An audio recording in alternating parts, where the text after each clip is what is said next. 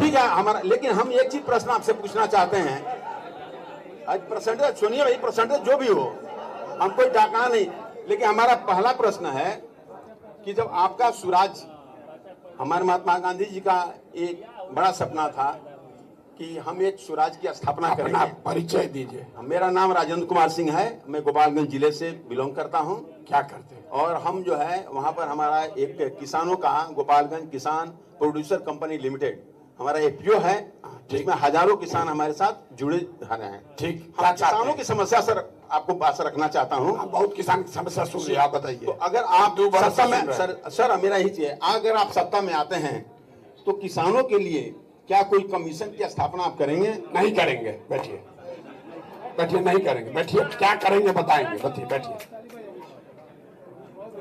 सबका धन्यवाद, आप समय निकाल कर आए हैं। देखिए आपकी दुर्दशा, ये बिहार का अपने आप को प्रबुद्ध कहने वाला वर्ग है। हमारे साथियों के द्वारा आपको चयनित भी किया गया है, चिन्हित किया गया है, चयनित तो नहीं है, चिन्हित किया गया है कि आप समाज के प्रबुद्ध लोग हैं। आपके कंधों पर विचार के स्तर पर, व्यवहार के स्तर पर समाज सही रास्ते पर रहे, इसकी थोड़ी बहुत जिम्मेवारी आप जैसे लोगों के कंधों पर होनी चाहिए। आप पूछ रहे हैं कि भैया बिहार में सुधार कैसे होगा, कोई किसान की समस्या बता रहा है, महिला अपनी सुरक्षा की बात कर रही थी, पीछे से खड़ा होकर कोई युवा बोला हमारी भागीदारी कितनी होगी। मेरे भाई, बिहार की जो दुर्दशा है, और आप जैसे लोग, जिसमें मैं अपने आप को भी शामिल कर रहा हूं, हम जैसे लोगों के लिए ग्रीस में एक बहुत बड़े दार्शनिक हुए, उन्होंने एक बहुत अच्छी बात लिखी, if you do not participate in democracy be ready to be ruled by your इंफीरियर्स।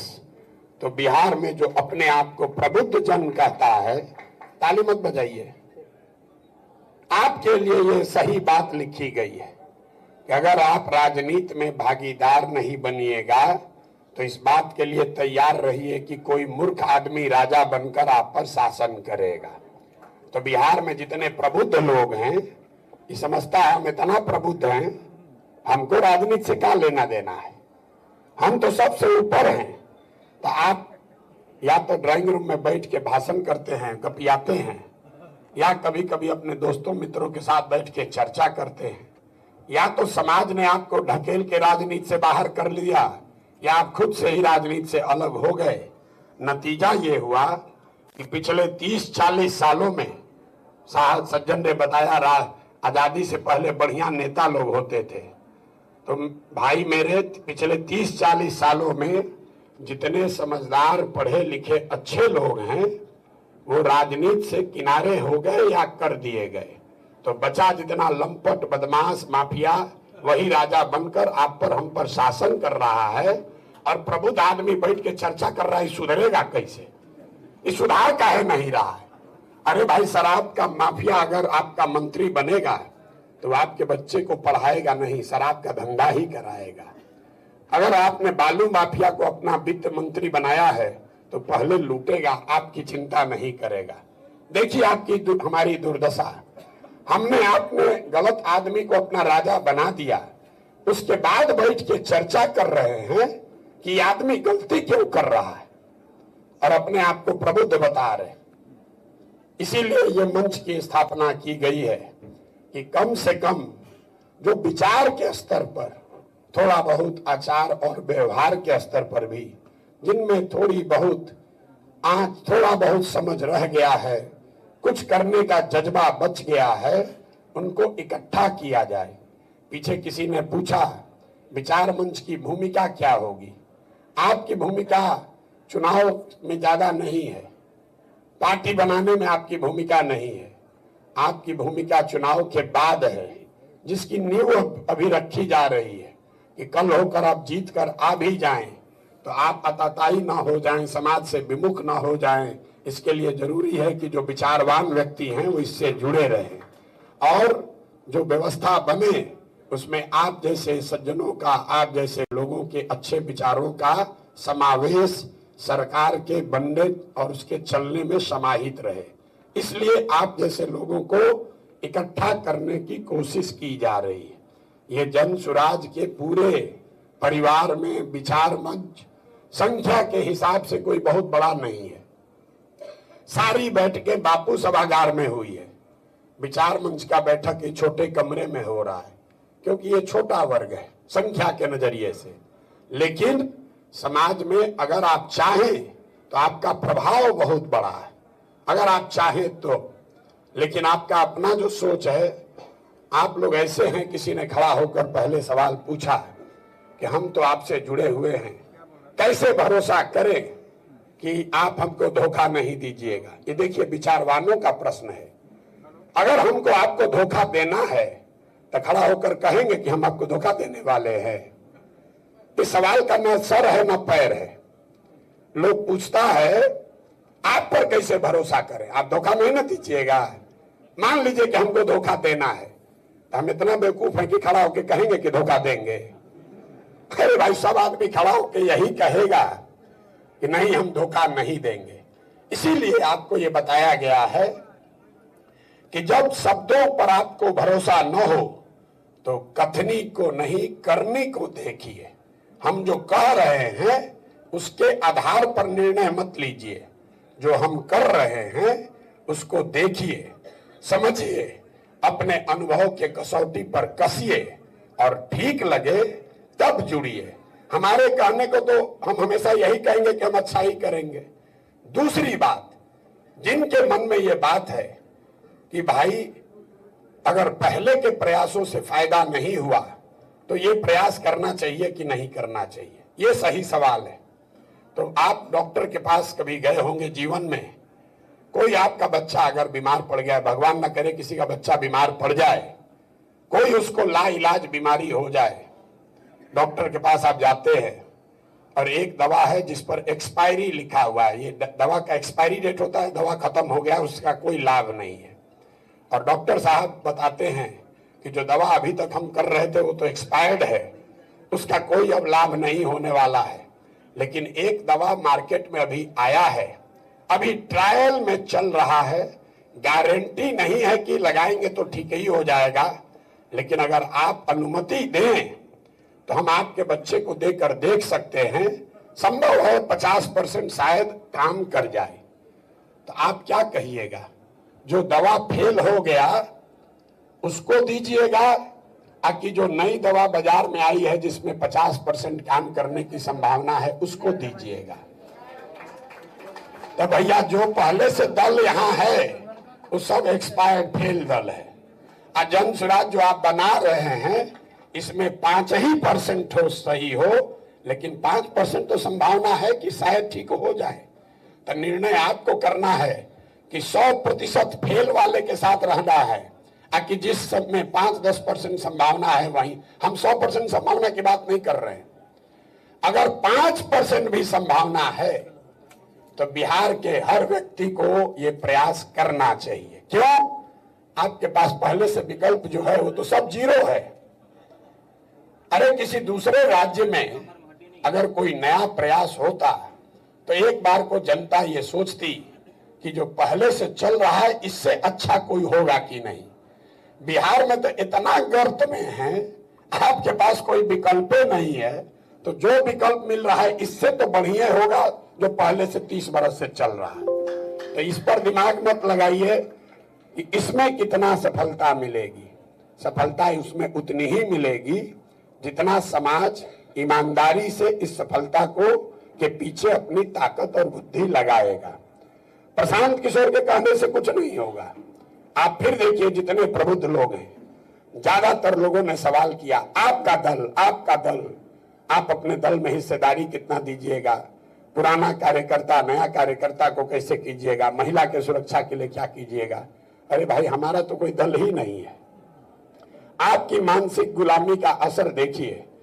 आपको यह विश्वास ही नहीं है कि कोई ऐसा दल बन सकता है जो किसी एक व्यक्ति का, एक परिवार का, एक जाति विशेष का नहीं, बिहार के लोगों का दल है।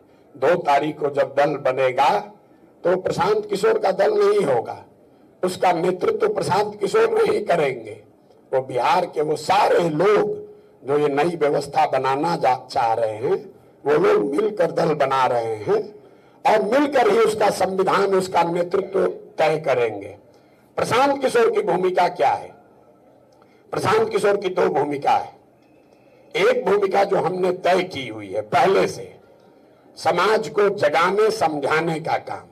आप चाहे जितना बड़ा दल बना लीजिए, जितना एजुकेशन के लिए, उद्योग के लिए, कृषि के लिए, मजदूर के लिए, महिला के लिए कार्यक्रम बना लीजिए, वो कार्यक्रम तब न लागू कीजिएगा जब समाज उसको एक्सेप्ट करेगा। एक्सेप्ट करके वोट करेगा तब ना आपका ज्ञान काम में आएगा। तो हमारी पहली जवाबदेही है कि गांव गांव में जाकर जो 2 साल से कर रहे हैं वो आगे भी वैसे ही करते रहे। अभी आपसे मुखातिब हैं, अभी हम 6 बजे सुबह पहुंचे हैं, दिन रात कल पूरा दिन सुपौल में पैदल चल के रात में गाड़ी से यहाँ आए हैं आपसे मिलने के लिए। यहाँ खत्म करेंगे फिर जाकर पैदल ही चलेंगे। तो 2 अक्टूबर को दल बनेगा। 2 अक्टूबर के बाद भी प्रशांत किशोर जो पहले कर रहे थे वही करेंगे, पैदल ही चलेंगे। ऐसा नहीं है कि दल बन गया तब हम पटना में बैठ के दल चलाने लगेंगे। दल को वो लोग चलाएंगे जिनको सब लोग मिलकर चुनेगा। दल का जो नेतृत्व, राजनीतिक नेतृत्व चुना जाएगा, वो लोग दल चलाएंगे। प्रशांत किशोर की भूमिका ये है कि बिहार में गांव गांव जाकर लोगों को बताया जाए, समझाया जाए कि क्या करने से उनका और उनके बच्चों का भविष्य सुधर सकता है। जो काम हम पिछले 2 साल से कर रहे हैं वही काम हम 2 अक्टूबर के बाद भी करेंगे। जिस दिन वोट हो रहा होगा, इसको भी नोट कर लीजिए, जिस दिन 25 में वोट भी हो रहा होगा उस दिन भी प्रशांत किशोर वोट नहीं मांगेंगे। गांव में चल रहे हैं, गांव में चलते ही रहेंगे, उसमें कोई परिवर्तन नहीं होने वाला। दूसरी हमारी भूमिका ये है कि 2 अक्टूबर को दल बन गया तो बहुत लोगों का ये मानना है भैया बिना आपके तो होगा नहीं। हमारी पहचान क्या है कि भाई ये किसी दल को, नेता को सलाह देते हैं और वो आदमी, वो दल चुनाव जीत जाता है। तो बिहार में अभी क्या है, दल नहीं है, तो 2 तारीख को दल बन जाएगा और प्रशांत किशोर 2 तारीख के बाद उस दल के रणनीतिकार हो जाएंगे। अब उस दल को चुनाव लड़ाने का जिम्मा, ठेका जो है वो प्रशांत किशोर ने ले लिया। तो हमारी भूमिका 2 है, समाज के स्तर पर लोगों को जगाना, समझाना, और वो निरंतर प्रक्रिया है जिसमें आपको हम सहभागी बनाना चाहते हैं। वो एक निरंतर प्रक्रिया है, उसका चुनाव से कोई लेना देना नहीं है। आज भी 2 बरस से चल रहे हैं, जरूरत पड़ेगी आगे 5 बरस भी चलेंगे, 6 बरस भी चलेंगे। जब तक बिहार की जनता के मन पर जमा हुआ काई साफ नहीं होता है तब तक ये प्रयास जारी रखेंगे। दूसरा, जब राजनीतिक संगठन बन गया तो राजनीतिक संगठन किसी भी दूसरे दल के मुकाबले व्यवस्था से, राजनीतिक सोच से, प्रबंधन से, चुनाव लड़ने के तरीके में किसी से पीछे ना रहे, इसके लिए उस दल के राजनीतिक रणनीतिकार की भूमिका भी प्रशांत किशोर की होगी। और आप ये निश्चित जानिए कि अगर जदयू जैसे दल को हम सुझाव देकर जितवा सकते हैं, ममता बनर्जी को जितवा सकते हैं, तो जन सुराज भी हारेगा नहीं। बहुत आदमी कह रहा है कि खुद चुनाव जीतना और दूसरे को चुनाव जितवाने में फर्क है। बिल्कुल ठीक बात है, बिल्कुल ठीक बात है। अरे लोग कहता है कि अरे तो अरविंद केजरीवाल को जिताए हैं, ममता को जिताए हैं, स्टालिन को जिताए हैं, जगन को जिताए हैं, यहाँ तो अपने जीतना है। अपने हमको यहाँ भी नहीं जीतना है। वहां पर टीएमसी को जिताए हैं, बिहार में जदयू को जिताए थे, दिल्ली में आपको जिताए होंगे, तमिलनाडु में डीएमके को जिताए होंगे, बिहार में जन सुराज को जिताएंगे। उसमें फर्क क्या है? कोई फर्क नहीं है। फर्क तो आपके दिमाग में है। पहले भी दल को सुझाव दे रहे थे, अभी भी दल को सुझाव दे रहे हैं, कोई फर्क नहीं है। अब आप लोग जो ये सोच रहे हैं कि भाई जन सुराज कैसे बिहार को सुधारेगा, वो महत्वपूर्ण सवाल है। किसी ने शुरू किया, भाई साहब हमारे संविधान सभा में जुड़े हुए हैं, इनका सवाल ठीक है कि हम इस आंदोलन में जुड़े, अन्ना के आंदोलन में जुड़े, बीपी सिंह के आंदोलन में जुड़े, किसी से फायदा नहीं हुआ तो जन सुराज से कैसे फायदा होगा? बात तो ठीक है। यहाँ बहुत सारे लोग हैं जो इस तरह का सवाल उठाते हैं। मेरे भाई, मेरा आंदोलनों में कोई यकीन नहीं है। प्रशांत किशोर का, जन सुराज का आंदोलनों में कोई यकीन नहीं है। पिछले 2 वर्ष में हमने कोई आंदोलन नहीं किया है। हम धरने पर नहीं बैठे हैं, ऑफिस का घेराव नहीं किए हैं, बंद धरना प्रदर्शन नहीं किए हैं, गांधी मैदान को नहीं भरे हैं, किसी का मदद नहीं किए हैं, किसी का विरोध नहीं किए हैं।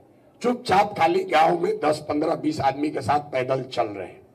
आंदोलनों में हमारा यकीन नहीं है। क्यों नहीं है? मानव सभ्यता के इतिहास को आप जाकर पढ़िए।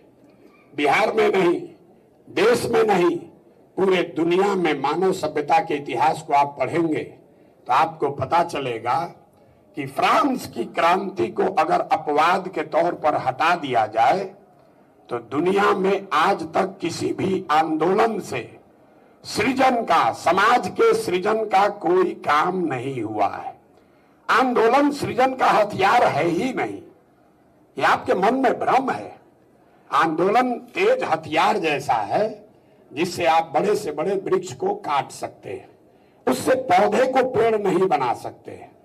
लोग कहता है बिहार में कि जेपी का आंदोलन हुआ उससे नहीं सुधरा। अरे आप बिल्कुल गलत बात कर रहे हैं। आप जेल गए, आपने उसको पढ़ा नहीं। जेपी के आंदोलन में, आपके त्याग में इतनी ताकत थी कि इंदिरा जी की सत्ता खत्म हो गई, इंदिरा जी को सत्ता से हटा दिया गया। लेकिन उस आंदोलन में बिहार के सृजन का, बिहार के समाज को बनाने का कोई विजन, कोई प्रयास नहीं किया गया था। अन्ना के आंदोलन से यूपीए सरकार हट गई, नई सरकार नहीं बन सकती है। तो ये ध्रुव सत्य जान लीजिए, पूरे दुनिया में किसी भी आंदोलन से समाज का सृजन नहीं हो सकता है। तो जन सुराज आंदोलन नहीं है। ये नीतीश कुमार को सत्ता से हटाने के लिए नहीं है, ये लालू जी को सत्ता से रोकने के लिए नहीं है। ये बिहार में नई व्यवस्था बनाने का प्रयास है जिसमें धीरज चाहिए। 2 बरस, 5 बरस, 10 बरस का प्रयास लगेगा। ये एक दिन में धरना प्रदर्शन करने से नहीं होगा। बिहार का पतन किसी आंदोलन से नहीं हुआ है और इसका सृजन भी किसी आंदोलन से नहीं हो सकता है। बहुत आंदोलन कीजिएगा, गांधी मैदान भर दीजिएगा, नीतीश कुमार हट जाएंगे, उसके जगह आप बैठ जाइएगा, हम बैठ जाएंगे। उससे क्या होगा? उससे बिहार सुधर जाएगा? सारा बिहार अगले दिन ईमानदार हो जाएगा। हम गांव में जाते हैं, जो आदमी सबसे पहले हल्ला करता है कि भैया बिहार में बहुत भ्रष्टाचार है। हम हर सभा में कहते हैं कि 2 बरस पहले मुखिया के चुनाव में 500 रुपया लेकर वोट दिया आपने, मुर्गा भात खाकर जात के नाम पर वोट दिया आपने, 2 पाउच पर वोट का सौदा किया आपने। तो आपका मुखिया विधायक चोर नहीं होगा तो हरिश्चंद्र होगा। आप बताइए भला कैसे सुधार दीजिएगा? प्रशांत किशोर बैठे कि आप बैठ जाइए? बिहार तब सुधरेगा जब समाज में कम से कम 2-3% लोग, ज्यादा नहीं, साइंस बताता है कि अगर 2% लोग, समाज में 2% लोग बदलाव के लिए समुचित तौर पर ईमानदारी से तैयार हो जाएं तो कितने से बड़ा परिवर्तन भी लाया जा सकता है। सिर्फ 2% लोग चाहिए, उतना आदमी भी नहीं मिल रहा है। बिहार में 2% आदमी मतलब कितना होगा? 25 लाख। 25 लाख लोग अगर बिहार में संकल्पित हो जाए तो बिहार में परिवर्तन नहीं आएगा। 2% लोग, ये पूरे दुनिया का विज्ञान बताता है कि समाज में परिवर्तन और सृजन लाना है तो 2% लोगों को कम से कम तैयार होना है। तो जन सुराज अभियान में ये प्रयास है कि गांव-गांव जाकर कम से कम 100 में 1-2 ऐसा आदमी जरूर निकले जो कि ईमानदारी से इस व्यवस्था को सुधारने में कंधा लगाना चाहता है। और उस नजरिए से आप जैसे विचारवान लोगों का योगदान है, क्योंकि आप ऐसे लोगों को जोड़ने में, चिन्हित करने में, उनको सक्रिय करने में हमारी मदद कर सकते हैं। दूसरा, किसी ने सवाल, जो 3 सवाल आपके मन में हैं जो मैं आपने पूछा नहीं, लेकिन फिर भी हम आपको बता रहे हैं। आखिर प्रबुद्धों की जो भागीदारी है वो राजनीति में है क्यों नहीं? वो 3 वजह से नहीं है। ज्यादातर लोग बिहार में ऐसा समझते हैं या आपको समझा दिया गया है कि अगर राजनीति आपको करनी है तो आपके पास जाति की संख्या होनी चाहिए, आपके जाति के बहुत लोग रहने चाहिए। दूसरा बताया जाता है कि आपके पास बहुत पैसा धन होना चाहिए। तीसरा कुछ लोगों को लगता है कि आपके पास बाहुबल होना चाहिए। बिहार में बाहुबलियों की बहुत चलती है। अब इन तीनों प्रश्नों के इस मिथ को आप समझिए कि ये मिथ पहले बनाया क्यों गया है, और फिर इन तीनों का आपको जवाब भी देंगे और आपको समझ में आएगा कि तीनों फर्जी बात है। आप लोग कहते हैं कि बिहार में भैया बाहुबल के बगैर काम नहीं होगा। कोई साधारण मुखिया का भी चुनाव लड़ता है, आप में से कोई लोग सामाजिक एक्टिविस्ट हो गए तो कहता है भैया जान पर बहुत खतरा है। मुखिया भी जीतने के बाद 4 गो 5 गो गनमैन लेकर चलता है। इसको तोड़ने के लिए जन सुराज में पहले दिन से आप सुनते हैं प्रशांत किशोर इतना बड़ा व्यवस्था लेकर चलते हैं, सैकड़ों लोग हमारे साथ रहता है वहां टेंट सिटी में, लेकिन इस पूरी व्यवस्था में आज तक आपने किसी एक सिपाही को नहीं देखा होगा हमारे साथ। 2 बरस से हम पैदल गांव गांव चल रहे हैं, हमारे साथ एक सिपाही भी नहीं चलता है। हम गांव में ही रहते हैं, सरेह में ही सोते हैं, और आज तक हमें किसी कुत्ते ने भी नहीं काटा है। ये आपके मन में भ्रम बैठा दिया गया है कि अगर आपके पास बहुत बड़ा बाहुबल न हो तो आप राजनीति नहीं कर सकते।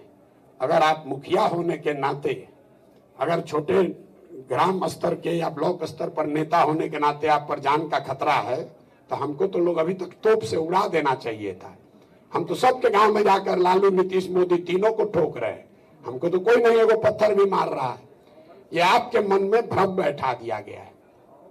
देखिए, जिसको समाज का नेतृत्व करना है, जिसको भी नेता बनना है, 3 चीज तो आपके पास होना ही चाहिए। पहला चीज, आपको बुद्धिमान तो होना ही चाहिए, बुद्धि होनी चाहिए, तभी समाज का नेतृत्व कर पाइएगा।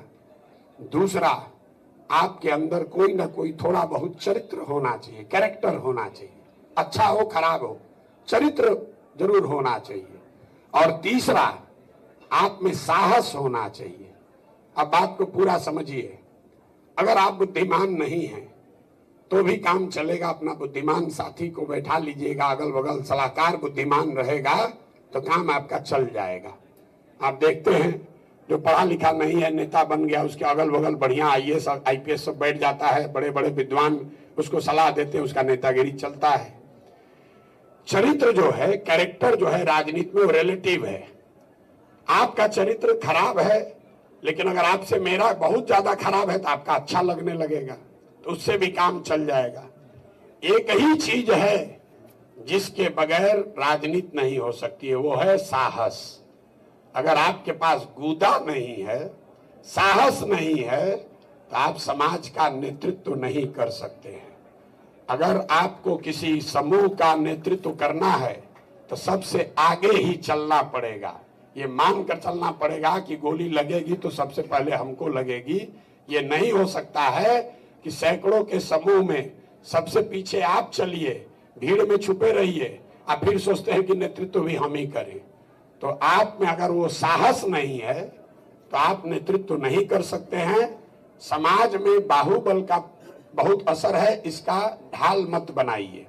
दूसरी बात जो लोगों को बताई जाती है, धन बहुत चाहिए, पैसा नहीं है, कैसे राजनीति करें। तो हम आपको बता रहे हैं, इससे भी बड़ा झूठ कोई हो नहीं सकता है। पैसा जो है ये पेट्रोल के जैसा है। अगर आपके पास गाड़ी है तो पेट्रोल लगेगा ही लगेगा, बिना पेट्रोल के गाड़ी नहीं चलेगी। लेकिन अगर आपके पास गाड़ी ही नहीं है तो कितना भी पेट्रोल, पूरा पेट्रोल टंकी भी आपको मिल जाए तो आप पेट्रोल के कनस्तर पर बैठकर कहीं नहीं जा सकते हैं। सामाजिक राजनीतिक जीवन में भी जिसके पास जनता का समर्थन है उसके पास कहीं न कहीं से पेट्रोल का, पैसे का जुगाड़ हो जाता है। अगर वोट है तो नोट का जुगाड़ धीरे धीरे हो जाएगा, लेकिन नोट से वोट का गारंटी नहीं है। बहुत लोग कहता है भाजपा को बहुत पैसा है। भाजपा के पास इसलिए बहुत पैसा है क्योंकि उनके पास सबसे ज्यादा वोट है। अंबानी के पास भाजपा से 100 गुना ज्यादा पैसा है, लेकिन उनके पास 20 करोड़ वोट का गारंटी नहीं है। दूसरा, आप समझिए, आपको ये क्यों लगता है कि पैसा के बगैर राजनीति नहीं होगा? आप जिन नेताओं को देखते हैं आपको लगता है तो बड़ा बड़ा गाड़ी से चल रहा है, लोग सैकड़ों लोग आगे पीछे चल रहे हैं, इसमें पैसा लगता है। लेकिन अगर आप ध्यान से देखिएगा, एक बार अपने बुद्धि पर जोर दीजिए, जिसको भी आपने नेता आज तक देखा है बिहार में या देश में, जिस दल का हो, जिस विचारधारा का है, जिस दिन वो आदमी नेता बना, जिस दिन समाज ने उसको नेता बनाया, वो आदमी पैसा वाला नहीं था। लालू जी को जब बिहार ने नेता बनाया तब लालू जी टाटा बिरला के लड़के नहीं थे। जब ममता बनर्जी को बंगाल ने नेता बनाया, ममता बनर्जी करोड़पति की लड़की नहीं थी। जब नीतीश को यहाँ नेता बनाया गया तो नीतीश कुमार किसी धन्ना सेठ के लड़के नहीं थे। मुलायम सिंह, कांसीराम, किसी को देश में जिसको आप नेता मानते हैं, आप ध्यान दीजिएगा, जिस दिन जिस समय कालखंड में उनको नेता बनाया गया तब वो पैसे वाले नहीं थे। नेता बनने के बाद लूट कर पैसा वाला हो गए, वो अलग बात है। तो ये आप भ्रम मत पालिए कि पैसा नहीं है तो आप राजनीति नहीं कर सकते। और तीसरा और सबसे बड़ा यक्ष प्रश्न बिहार में, लोग यहां पर मर जाएगा लेकिन सवाल पूछना बंद नहीं करेगा, ये भैया जाति से कैसे निपटिएगा? जाति को तो तोड़ा ही नहीं जा सकता है। तो इसी का जवाब देकर बात अपनी खत्म करेंगे, फिर आपका सवाल लेंगे। ये कितनी बड़ी सच्चाई है कि जाति पर ही सब वोट पड़ता है। तो आप इस बात को समझिए, जाति समाज की एक बहुत बड़ी सच्चाई है और समाज के अन्य विषयों के जैसा जाति का भी प्रभाव राजनीति पर है। लेकिन जाति एकमात्र सच्चाई नहीं है। जाति एक सच्चाई है, एकमात्र सच्चाई नहीं है। अब ज्यादा आदमी इसको मानेगा नहीं, तो आगे जनसुराज इसको कैसे निपटेगा उसको छोड़ दीजिए। पहले इसको क्या हुआ है जातियों को लेकर 20 साल में बिहार में, उसको आप देख लीजिए। 1984 में इसी बिहार में पूरे राज्य में कांग्रेस की बड़ी बहुमत, कांग्रेस को बहुत बड़ा बहुमत मिला। राजीव गांधी के नेतृत्व में कांग्रेस बहुत बड़ा विजय यहां उसको हासिल हुआ।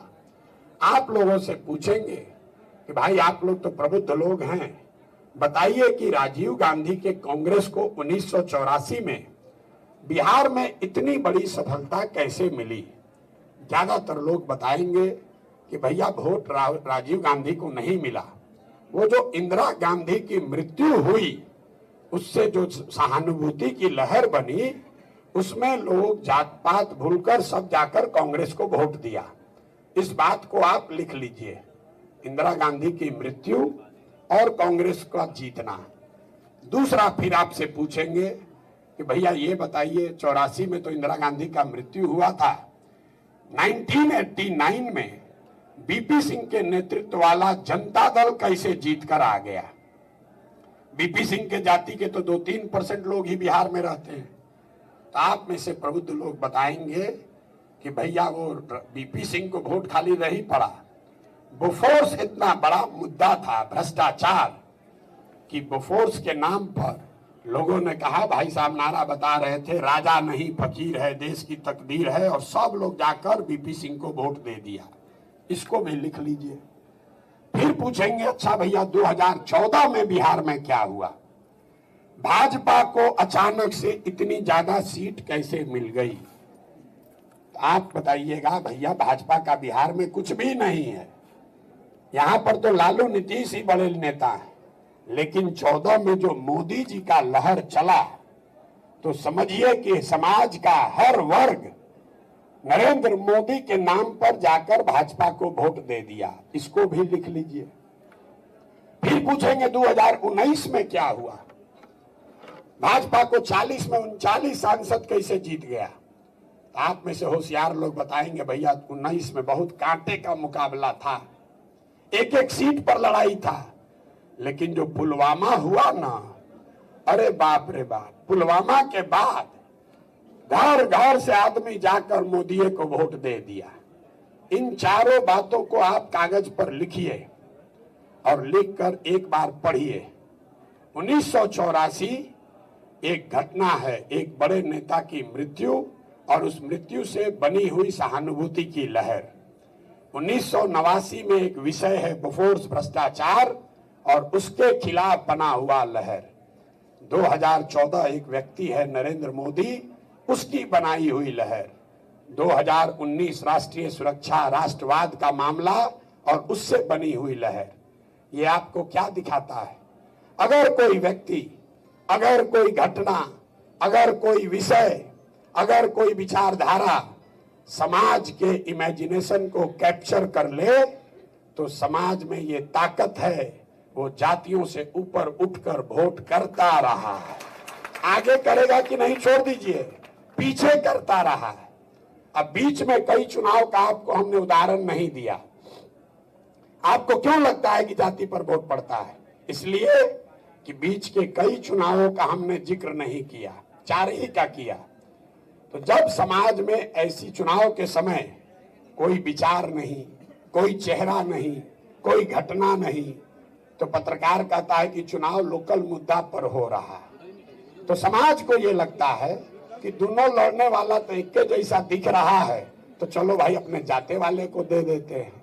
तो जिसको आप कहते हैं लहर नहीं था, लहर वाला इलेक्शन नहीं था।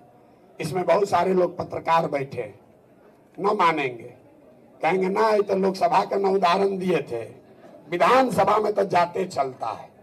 तब आप विधानसभा का एक उदाहरण सुन लीजिए। 2010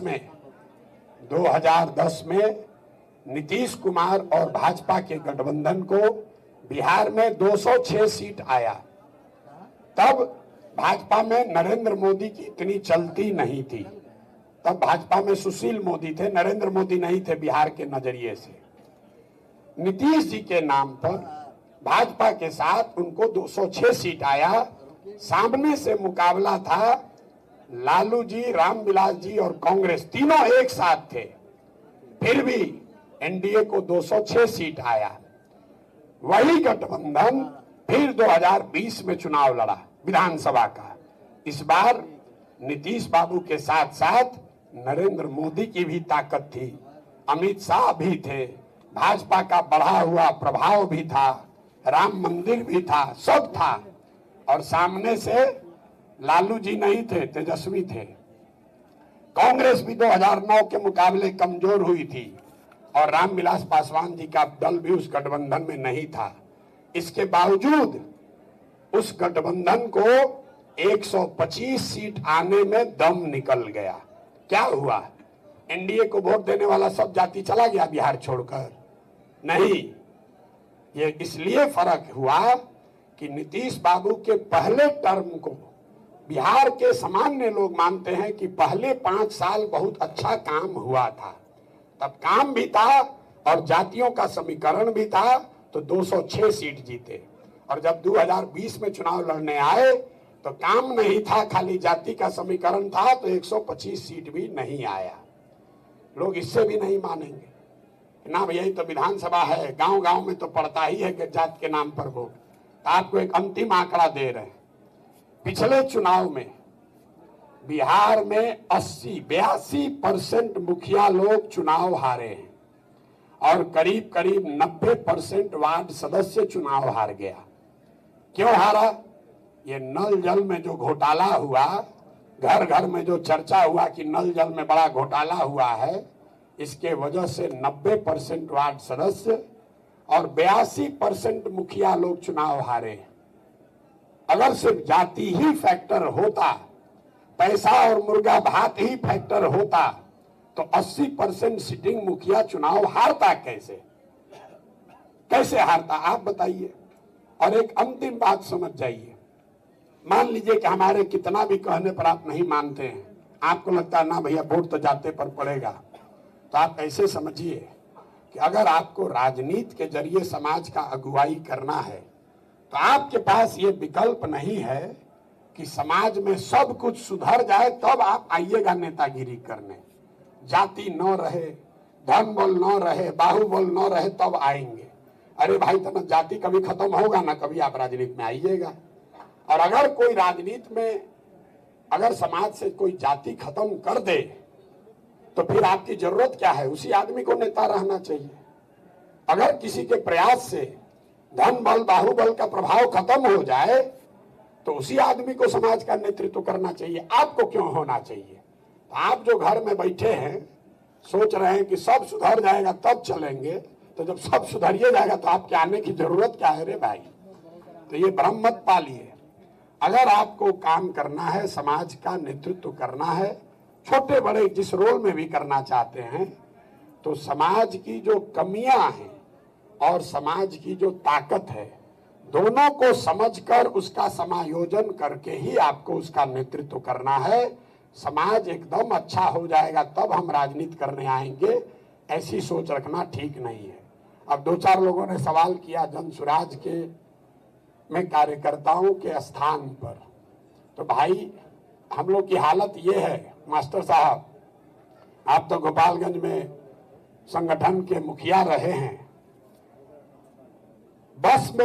बस स्टेशन पर आप देखे होंगे, बस में जब आदमी बैठता है आप दौड़ते दौड़ते आते हैं, आपको लग रहा है कि बस खुलने वाला है, तो आप दौड़ते दौड़ते आए और कहे भाई 2 मिनट और रुक जा बस पहुंच जाएंगे। जैसे ही बस में आप बैठे कि अब तुरंत कहते हैं भाई जल्दी बढ़ाओ। अब उसमें धक्का कंडक्टर 4 आदमी और बैठा रहा है और आप कंडक्टर को गलिया रहे हैं, ये कितना बैठाओगे भाई, अब जल्दी बस खोलो यहां से। तो जो आदमी जनसुराज में आ गया पहले, अब वो सोच रहा है कोई ना आए, पहले जल्दी खोलो बस। आज जो बाहर है वो सोच रहा है भैया 2 मिनट रोक के रखो भैया पहुंच रहे है ना। बस में होता है ना, हम लोग बैठ जाते हैं, बैठने के बाद कंडक्टर जहां 5 गो आदमी और बैठाया, ए भाई कितना देर रखोगे, बढ़ाओ जल्दी, इतना धक्का कर रहे हो। तो आपको सीट मिल गया तो आप सोच रहे हैं दूसरा कोई ना आए, तो ऐसा संभव नहीं है। आपको ये समझना चाहिए कि आप बस में सीट पर पहले बैठे हैं, जो आएगा उसको सीट तो न मिलेगा, उसको खड़ा रहना पड़ेगा, कोई किसी को लटक के जाना पड़ेगा। लेकिन आप चाह रहे हो लटके भी मत, वो बस में बैठे ही नहीं, बस खोलिए बस तुरंत। तो मेरे भाई वो नहीं होने वाला है। आप पहले आए हैं, आपको सीट आपको जगह मिली हुई है, अगर आप उस पर उंघाइएगा नहीं तो आपका कोई लूट कर भागेगा नहीं। आपका सीट सुरक्षित है, लेकिन आप सीट पर बैठे फिर चले जाइएगा टहलने घूमने तो कोई बैठिए जाएगा आके। तो सीट पर जब बैठ गए हैं तो उसको घेरे रखिए, ना तो धक्का होने वाला है। पहले दिन से कह रहे हैं कि धक्का बढ़ने वाला है। तो धक्का बढ़ने वाला, बैठे हुए आप आराम से खिड़की पर बैठ के हवा मजा लीजिए, जो धक्का कर रहा है उसको करने दीजिए, घबराइए नहीं। गमछा जो रखा है, गमछा लोग लूट के भाग गया, लोग बैठ गया वहां। बहुत आदमी पहले गमछा रखा है। यहां पर भी जो लोग आए हैं, आप बिहार को सुधारने आए हैं, ऐसी बात नहीं है, अपना पीठ मत ठोकिए। बहुत आदमी कहता है प्रशांत किशोर 2 साल से पैदल चल रहा है, इससे प्रभावित होकर आए हैं। अरे मेरे भाई, हम इतना बेवकूफ दिखते हैं आपको? हमको नहीं मालूम है कि आप कहे आए हैं? अरे हम 2 बरिस पैदल चले कि 20 बरिस चल दे, कोई ना आने वाला है। ये भाई साहब कह रहे हैं पीछे खड़ा होके, कि लोग पूछता है कि अलग अलग दल में काम किए हैं, इन पर भरोसा कैसे किया जाए, इनका अपना विचारधारा क्या है। बढ़िया सवाल है मेरे भाई। वो 10 बरस काम किए हैं तभी आप यहाँ आए हो, न तो हम पैदल जब चलते हैं तो ऐसे ही प्रबुद्ध लोग, समझदार लोग अपने दुकान में, गाड़ी में, घर में बैठ के हंसता है, ये पैदल चल रहे से कुछ होगा बिहार में, ना होगा कुछ। तो फिर बगल में कोई बताता है, ये भाई इसका नाम प्रशांत किशोर है, ये आदमी है बहुत चालाक, बहुत चालाक आदमी है, अगर घूम रहा है तो कुछ सोचिए कि आया होगा। तो उसको फिर पता, अच्छा वही है प्रशांत किशोर, वो वाला जो मोदी को जिताया था, वही वाला। अच्छा भाई चलो एक बार हमको भी मिला दो। आता है हमारे यहाँ गमछा फेंकने, रात में हमको कहता है भैया पूरा आपका जो यात्रा वहां गया ना, हम नहीं थे, अपना सब लोग को लगा दिए थे आपके साथ। सब लोग भैया बोले थे एक एक आदमी को कि आपका यात्रा में सहयोग करे। हमको मालूम है वो कुछ नहीं किया है, वो गमछा फेंकने आया है।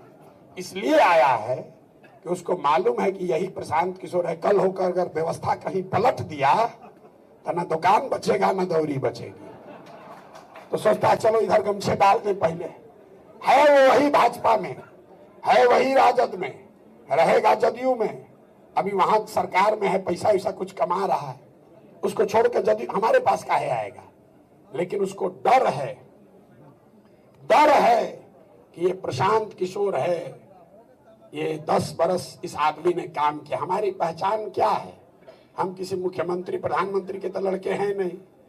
हमारी पहचान यही है कि जिस काम को करते हैं उसको बहुत ईमानदारी और शिद्दत से करते हैं, इसीलिए नहीं हारते। ऐसा नहीं है कि हम बहुत बड़े ज्ञानी हैं कि हमको मालूम है कैसे चुनाव जीतना है। हम चुनाव इसलिए जीतते हैं कि हमको मालूम है, हमारे माता पिता गुरुओं ने सिखाया है कि जिस काम को लीजिए उसको पूरी ईमानदारी और शिद्दत से कीजिए। बिहार में लोग नहीं माने, हमने चलना शुरू किया, लोग कहे तो बिजनेसमैन है कितना दिन चलेगा, आप जैसे कह रहे हैं इनको तो दूसरा दल वाला दे देगा चला जाएगा। लेकिन जब 2 बरस से चलते ही जा रहे हैं तो जो मेरा आलोचक है वो भी कहता भैया कुछो कहो, चल तो रहा ही है, चल तो रहा ही है भाई, इसको तो नहीं इनकार कर सकते हो। अब आदमी क्या कह रहा है कि ना बात तो ठीक है कह रहे हैं, होगा नहीं बिहार में। आदमी शुरू में कहा ये कौन है, अब क्या कह रहा है कि ना बात तो ठीक कह रहे हैं लेकिन बिहार में हो जाए तब ना। फिर आदमी कहता है जो हमारा समर्थक है कि अगर होगा बिहार सुधरेगा तो यही जनसुराज से ही सुधरेगा। यहां तक लोग आ गए हैं, अगर सुधरेगा तो जनसुराज ही सुधार सकता है, यहां तक लोग आ गए हैं। अभी 15 महीना बाकी है, काहे के लिए घबरा रहे? ये आपको लग रहा है कि साले भर के बाद चुनाव है। आप लोगों को याद दिला देते हैं, मोदी जी 2013 जून में, डायरी में नोट कर लीजिएगा, जून 2013 में मोदी जी को अभियान समिति का हेड बनाया गया। अक्टूबर 2013 में प्रधानमंत्री का चेहरा बताया गया और मार्च 2014 आते आते सोते जागते उठते बैठते आपको मोदी मोदी मोदी मोदी ही दिख रहा था।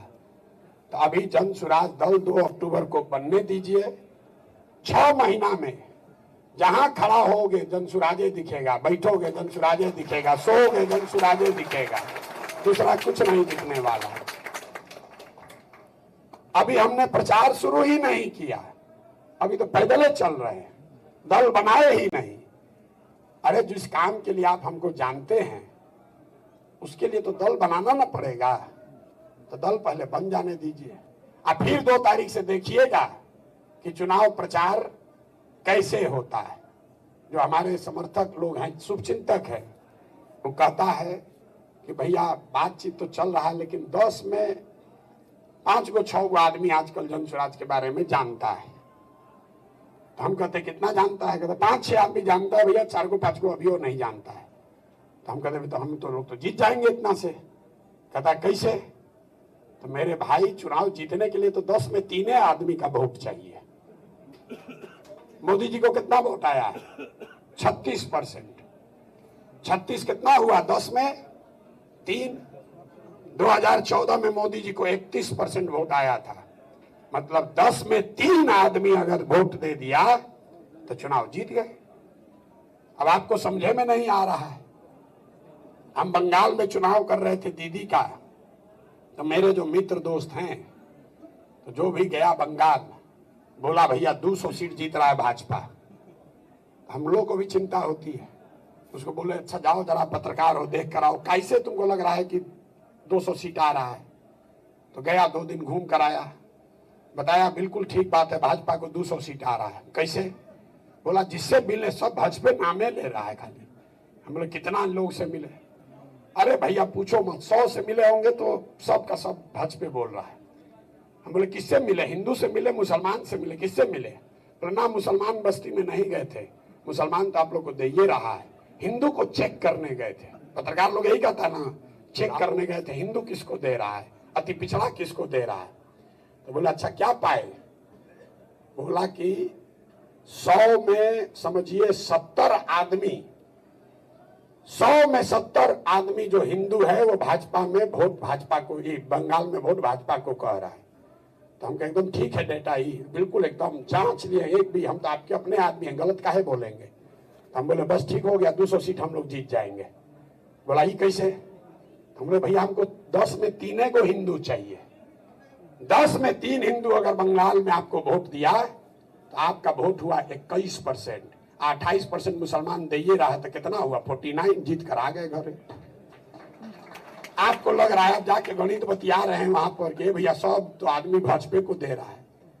इंफॉर्मेशन वही है, उसको प्रोसेस करने का तरीका अलग है। आपने ठीक प्रोसेस किया कि 10 में 7 हिंदू भाजपा को वोट दे रहा है, उसके आधार पर आपने आकलन किया कि भाजपा को 200 सीट आएगा।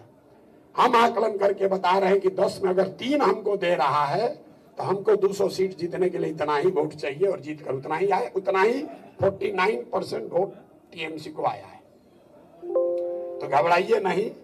अब आप लोग जो जुटे हैं, अगर आप कुछ चाहते हैं, कुछ मत कीजिए, तो अपने इर्द गिर्द 100 अपने जैसे प्रबुद्ध लोगों को बिहार के इस सुधार के अभियान में जोड़िए, उसके प्रवक्ता बनिए, इसके ध्वजवाहक बनिए, इसमें जिम्मेवारी लीजिए। खाली ड्राइंग रूम में बैठकर बात करने से नहीं होगा।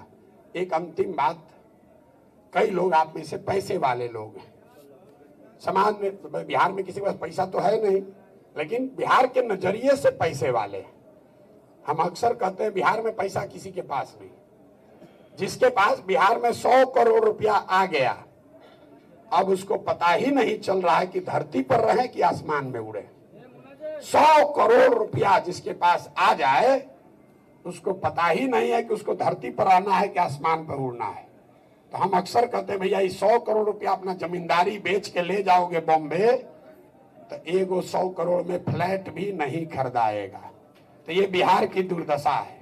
तो पैसा वाला तो यहाँ कोई है नहीं, लेकिन जो सामान्य परिवार हैं, खाने पीने रहने अच्छा जुगाड़ हो गया है।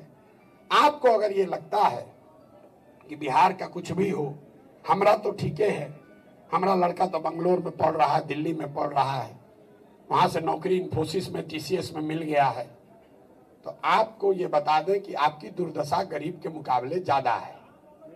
गरीब का जो लड़का है वो मजदूरी करने के लिए गया है, उसका जब शरीर थकेगा वो वापस आ जाएगा। आज नहीं आएगा, 20 वर्ष के बाद आएगा, रहेगा इसी गांव में, गांव छोड़कर जाएगा नहीं, उसको कहीं ठिकाना ही नहीं है।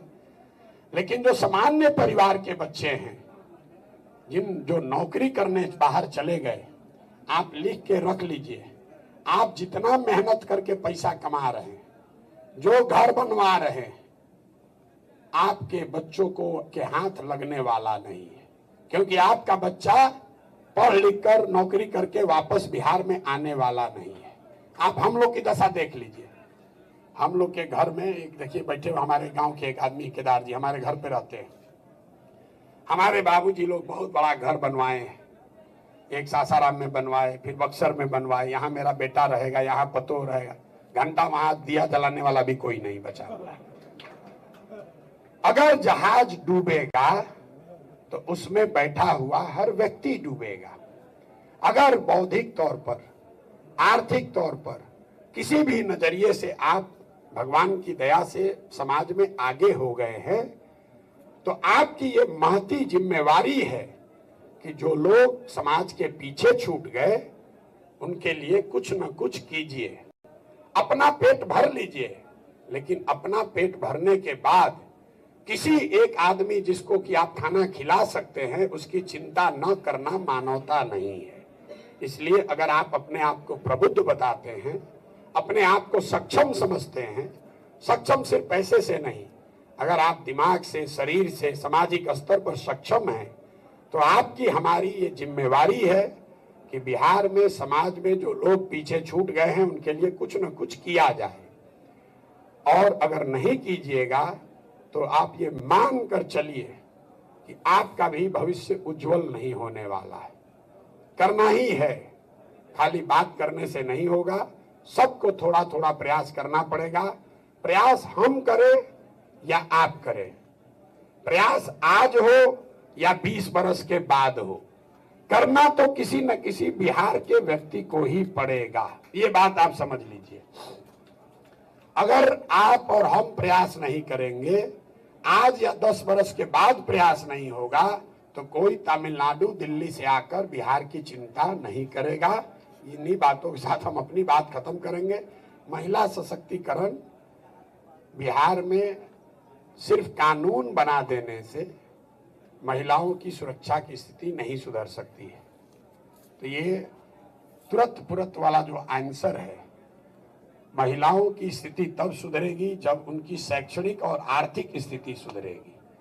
जो क्राइम के बारे में बताया जाता है, ये रिपोर्टेड क्राइम है। जो घरों में महिलाओं के साथ हो रहा है वो तो आपको हमको पता भी नहीं चल रहा है। और 2/3 से ज्यादा जो महिलाओं पर क्राइम होता है वो अनरिपोर्टेड है। वो तब सुधरेगा जब महिलाओं की शैक्षणिक और आर्थिक स्वतंत्रता पर काम किया जाए।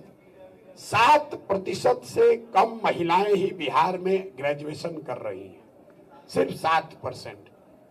80% भले साक्षर है, लेकिन सेकेंडरी टर्सरी लेवल पे ड्रॉप आउट इतना है कि 100 में 7 बच्चियां ही ग्रेजुएशन तक पहुंच पा रही हैं। जब तक आपकी शैक्षणिक और आर्थिक स्वतंत्रता नहीं होगी, मजबूती वहां नहीं आएगी, तब तक सिर्फ कानून बना देने से, 4 रेप की घटनाओं पर टिप्पणी करने से, धरना प्रदर्शन करने से महिलाओं का सशक्तिकरण नहीं हो सकता है। ऐसा हम लोग जन स्वराज में मानते हैं। बाकी अगर आपका कोई सुझाव होगा तो देखेंगे। बहुत बहुत धन्यवाद।